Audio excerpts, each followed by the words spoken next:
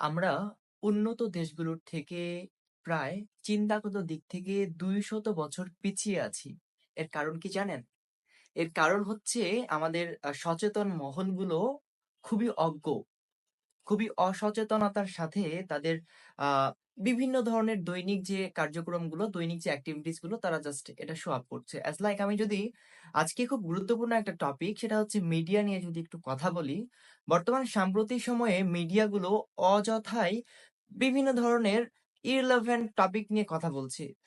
হুদাই একটা টপিক নিয়ে কথা বলছে। অ্যাজ লাইক আমি যদি বলি যে সম্প্রতি প্রিন্স মামুন লায়লাদেরকে নিয়ে অনেক বেশি মিডিয়ারা নিউজ করছে। কি দরকার এটা? তারপরে যে সামনে কোরবানি ঈদ, এই কোরবানি ঈদকে ঘিরে, কোরবানির পশুকে ঘিরে পশুর নাম রাখা হয়েছে শাকিব খান, পশুর নাম রাখা হয়েছে পরীমণি, পশুর নাম রাখা হয়েছে আবার জায়েদ খান। মানে বাঙালিদের কাজকর্ম না থাকলে যা হয় আরকি। তারা চিন্তাগত দিক থেকে এতটাই পুয়ার। আমি বাংলাদেশের কথা বলছি। জাস্ট বাংলাদেশ আমরা জানি যে বাংলাদেশ মুসলিম কান্ট্রি। কিন্তু বাংলাদেশের বাইরেও তো গোটা ওয়ার্লড এ আরো কতগুলো মুসলিম কান্ট্রি আছে। কই?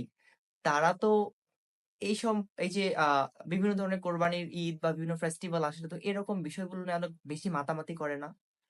এটা খুব কমন একটা টপিক যে কমন একটা পারসন হতে পারে সে ভাইরাল পারসন প্রিন্স মামুন তাদের কোনো ভ্যালুস আছে সোসাইটিতে মানে কি যে একটা অবস্থা ছেলেপেলেরা টিকটক মিকটক করে মানে তাদেরকে তাদের হাইপটা এতটাই বাড়িয়ে তুলেছে যে মিডিয়া তাদেরকে নিয়ে খবর না করলে আসলে তাদের নাকি জমেই না এটা সব থেকে একটা ফালতু ইন্টেনশন আর যার কারণেই আমরা আসলে অন্যান্য উন্নত দেশগুলোর থেকে অনেকটাই পিছিয়ে কি দরকার আপনি কি জানেন গোটা পৃথিবীতে স্বাধীন সার্বভৌম রাষ্ট্র প্রায় ২০০। কিন্তু এই স্বাধীন সার্বভৌম রাষ্ট্রের মধ্যেও প্রায় ৫৬টা দেশের মধ্যে যুদ্ধ লেগে আছে। অভাব, অনটন, দুর্ভিক্ষ এবং এটসেট্রা। কত রকমের প্রবলেম যে আমরা ফেস করছি, আমরা যারা ওয়ার্লড ওয়াইড নিয়ে একটু ঘাটাঘাটি করছি, আমরা যারা দেখছি, বাংলাদেশ মোটামুটি খুব সাস্টেইনেবল একটা জোনে আছে। যদি আমি আপাত দৃষ্টিতে ধরি, উই আর ফাইন। আমরা খুব ভালোভাবে সার্ভাইভ করছি। কিন্তু ওই যে ৫৬-৫৭টা দেশ তারা বিভিন্নভাবে এডিক্টেড তারা sound pollution addicted, environment pollution addicted, air pollution addicted, just so much crisis here and there.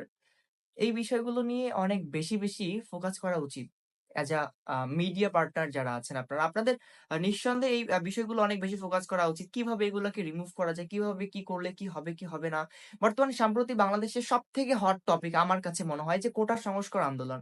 এই টপিকটা নিয়ে কি অনেক বেশি নিউজ করা উচিত না? নিঃসন্দেহেই উচিত। কিন্তু মিডিয়ারা কি করছে? প্রিন্স মামুন আর কোরবানির পশু শাকিব খান, পরীমণি, অপু বিশ্বাস, তারপর জায়েদ খানকে নিয়ে পড়ে আছে। ভাই এরকম চিন্তাধারার মানুষ বা আমরা যারা আ যদি চিন্তা করি, তাহলে কিন্তু আমরা কখনোই আমাদের সেই কাঙ্ক্ষিত লক্ষ্যে পৌঁছাতে পারবো না। আমাদের দেশকে ওইসব উন্নত রাষ্ট্রের কাতারে পৌঁছাতে অনেকটা দেরি হবে। কারণ আমাদের এই যে বিষয়গুলো ভাবতেই তো অনেকটা সময় যাচ্ছে। স্টিল আমি আজকে কথা বলছি মিডিয়াকে নিয়ে যে মিডিয়ারা সম্প্রতি অযথা নিউজ করছে। বিষয়টা এটা না?